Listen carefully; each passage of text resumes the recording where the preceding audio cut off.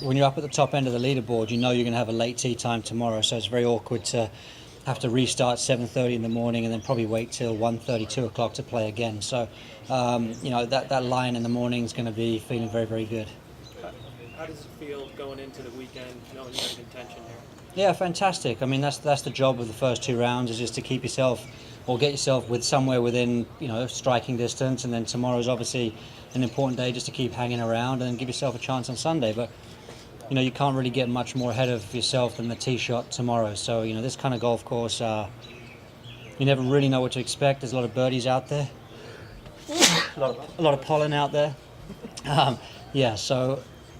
I don't think any round is safe really until you've carded your score here, and you can be 4 or 5 under going into the last few holes. You never quite know how the round's going to pan out, so just stay very focused. How much did the course change from Thursday into today? I didn't really feel like a huge change. I feel like the scoring. Excuse me, guys. It's a bright light, I think. The scoring, I feel like, has remained fairly constant both days. I mean, 67 is a low round, I believe, for both days. The cut sort of trended. Based upon yesterday, was going to be about 7 over, so I felt like the course played pretty similar. At what point in the round did you think that you could get the round done? Was it the beginning of the round, or I think 14, 15. Did a little time check and felt like we had a chance. Did you make any deal with the group in front so that you guys hit a tee shot into the fairway so that you could play it through?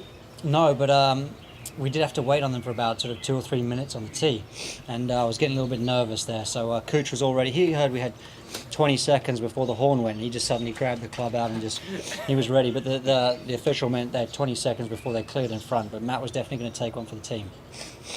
What about Phil's right up there, Justin? What about potentially being paired with him over the weekend? That'd be quite interesting after your Ryder Cup singles battle.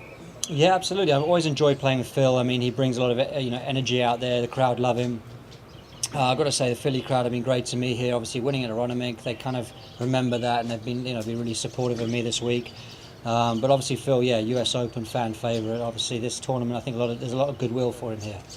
You mentioned the Philly crowd have been great to you, but you got a bit of stick from coming up 18, didn't you? From one particular guy, I think you had a few too many to drink. Do you find that as a Brit over here, you get a bit of that as the day goes on? Hey, there's always one smart guy out there who's, like you say, had a few too many drinks. But, that's part of being a professional. I think in golf we get very, very little of that. If you're a football player or if you're any other team sport, or, I think other sports are a lot more patriotic. Fans are with their team and against the other team. So, other sportsmen have to deal with a lot more than golfers. So that's the way I see it. It is part of the job. Justin, you were saying yesterday, we were talking, and you were saying yesterday that you looked at Adams win at the Masters, and he being a contemporary of yours, and it's sort of the component composition of wisdom, experience, and then honing your skills, and that you're in the prime of your career. Are all these things, do you think, coming together for you right now, the way you're playing?